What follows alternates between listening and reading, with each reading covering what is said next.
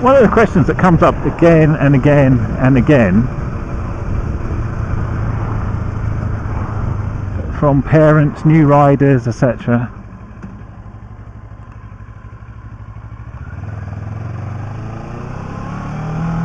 is, you know, little Timmy wants to ride a motorbike, I don't want him to. Or you may have your son, your brother, etc., daughter, sister, who are talking about riding or getting a motorbike, and you're worried about that. Now, the first thing most people are going to do is start quoting statistics at people, and it is a valid point.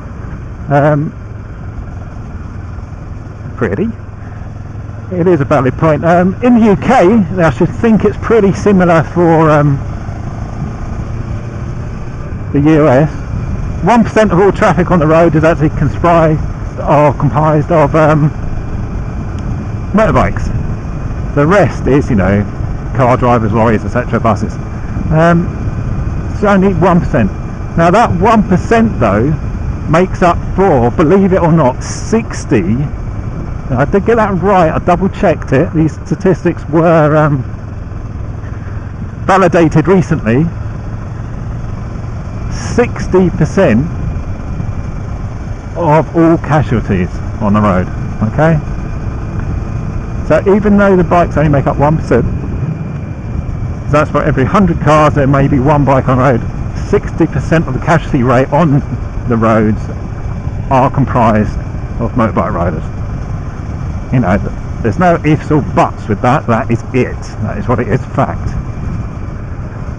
Now, I'm not saying that's because motorbike riders are dangerous or car drivers are pulling out in front of them. It's just the fact that that is the statistic.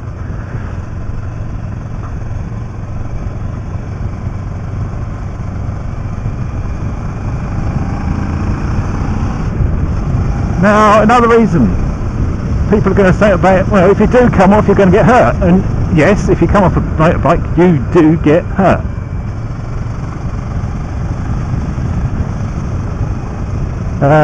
Remember, if you crash in a car, you've got nice airbags and stuff that are going to help protect you.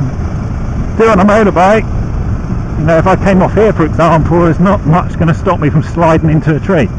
Hence, I'm taking it quite gently today.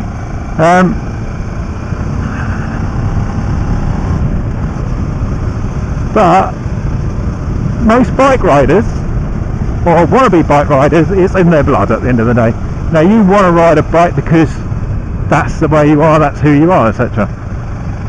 i.e. it looks fun if you've never ridden it before, or you've always been on two wheels, i.e. a cyclist, and it's just riding a bike or motorbike is the next step.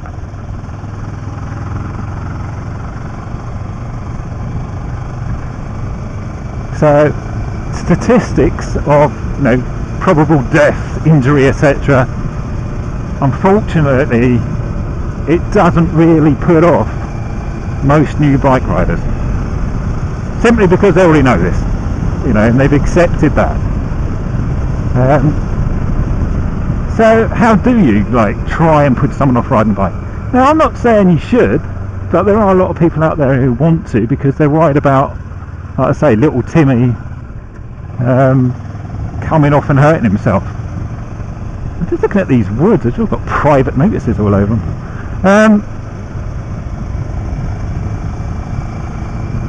So the only way I wouldn't have started riding bikes is if I had a car, and there's no other way of putting that. You know, if for my 17th birthday or whatever, my parents suddenly came along with a crappy little car for me that was already insured and everything, that's it. I'd be, you know, off driving that around, and that probably would have been it. I probably never would have ridden or bought a motorbike. But as it happens, they paid for my driving lessons and everything, which was really nice. I'm not saying that was not a bad thing.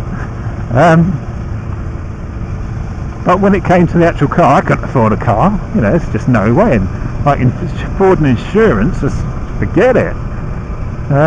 So the only thing I could afford was a motorbike, which I, of course, went and bought.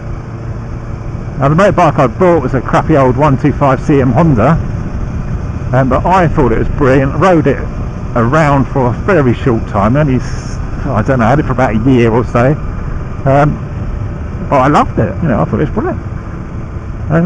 But if I'd had a car, I would never, whoa, mud in the road, I hate it. I would never have, whoa, sorry.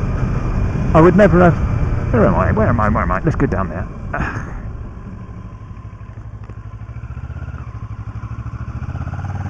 I would never have bought a motorbike. So that's one way of getting them off. Now if you can't afford to buy little Timmy his motorbike, his car, I'm not saying go out and buy him a motorbike. I'm saying try and point out the reasons why owning or saving up for the car is better than saving up for the motorbike. Now there is some good reasoning behind this one, bear with me. The best one is the girls. Now most blokes, especially young blokes, they drive to so bumpy, it's like being on a roller coaster. Most young blokes are under the illusion that girls find motorbikes really attractive, you know, and they're going to look like a bit of a hero riding a motorbike around. I've got to say most middle-aged blokes actually think that as well. I.e. buy a motorbike to show you still got your vitality, etc, etc. Because this road is really rough. I'm actually bouncing around on the seat. And so, but saying that, I've come across very few women who actually find motorcycles actually exciting, shall we say. Wow, look at that view.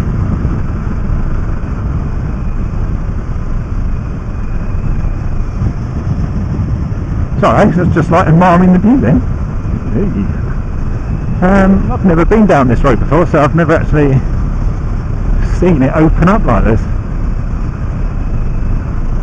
So yeah, anyway. It's lovely. So I've never found any women that actually kind of go, wow, you ride a motorbike, that's fantastic. Most of them just kind of go, oh, it's a motorbike, is it nice. And get the odd one or two that like bikes, but not the majority, I'd say. So women, no. Most of them just think they're bloody dangerous, and that's all there is to it.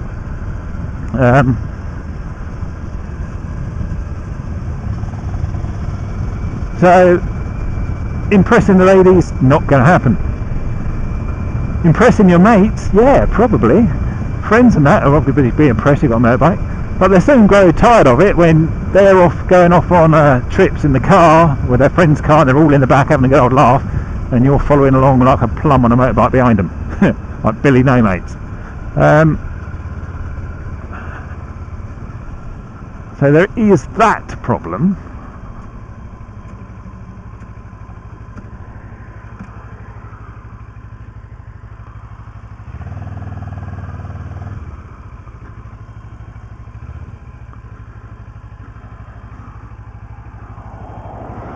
I have no idea where I'm going, by the way. They've red. Not where I really want to go.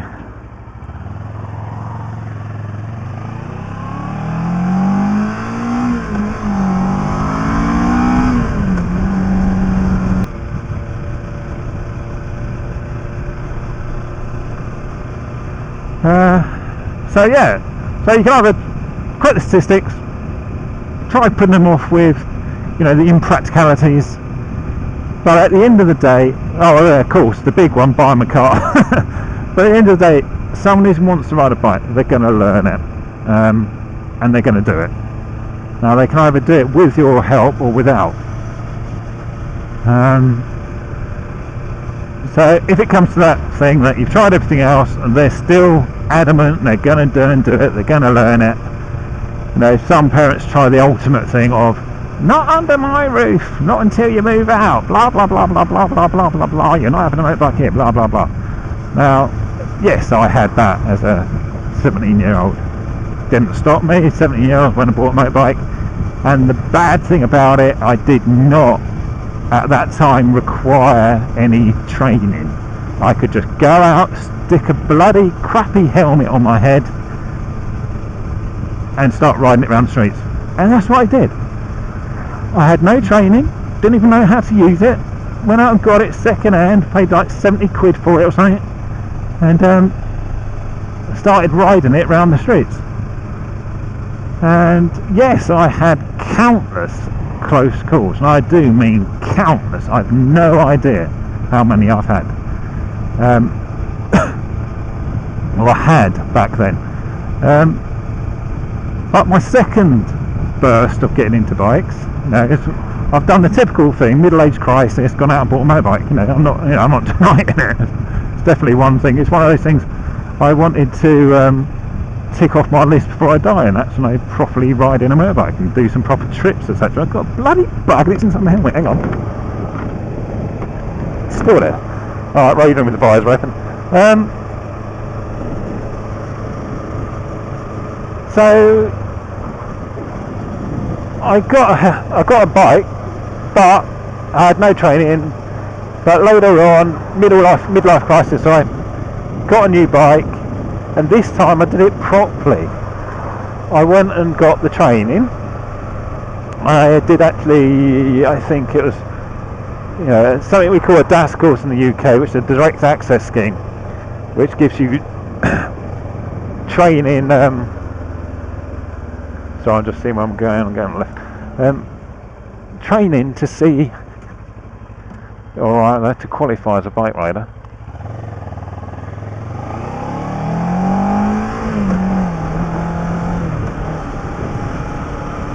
And the training lasts, believe it or not, for 4 days. So 4 days of solid training. And that was riding in obstacle courses, as in practicing manoeuvres, emergency stops, swerve manoeuvres, figures of 8, then making sure you can do slow filtering and all sorts of things. And then out on the road and making sure you can actually ride safely on the road and knew your highway code and all that lot. And so before, I hadn't done any of that. All I got was bike, slapped an LP on it, slapped helmet ahead and rode around and tried not to die. And that's the worst possible thing you can do. With the training, you learn so much so quickly. It is unbelievable. You do learn a lot. So if someone is, there's no way you can get them out, you've tried everything, just, get them all the training you can. And before you do that, get them all the safety equipment you can. Now this is something a lot of new riders skimp on, because they don't want to spend the money on the equipment. They want to spend it on the bike, which is understandable. The more money they can save up for the bike, the better, hopefully, the better the bike will be. So the biggie is to make sure they get all the equipment. They've got your levers or your textiles, as in my case, and you've also got your helmet, your gloves, your boots, your pants, stroke trousers.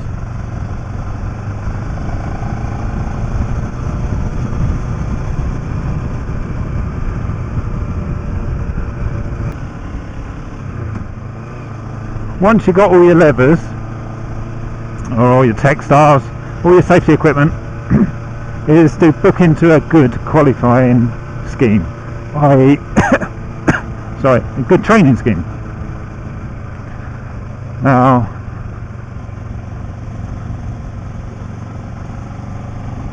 next up is training aids, and make sure you have a good look around and watch them, read them, etc. There's a lot of good books out there, and there's also a lot of good videos, etc. Most countries' police forces, believe it or not, produce some good training aids. Like, I know the American police force produce some, or police forces, and UK police force that produce a fantastic one as well. It's all about, if you watch it when I'm riding like this, I'm very rarely touching the brakes. It's simply, what you're doing is anticipating the corners, the road ahead, what's coming up behind you, etc., and keeping your distance from other vehicles, especially on these sort of roads. These sort of roads, you get people slam their brakes on all of a sudden, so there's a car coming up behind me quite fast, simply because they don't know where they're going, they're exploring around. And these are the sort of things you'll learn the hard way.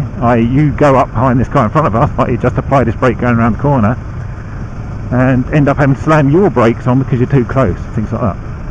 So you learn all this either from books or from experience. So all the training aids, buy them. You can't make them read them. But one of the good things to buy is things like Twist of the Wrist, which is, believe it or not, it's how to ride a bike fast and how to do cornering well. So you may think, I don't want them to ride a bike fast, I don't want them to learn how to go fast around corners. Well, believe it or not, that is one of the things that will keep you alive, knowing how to take corners.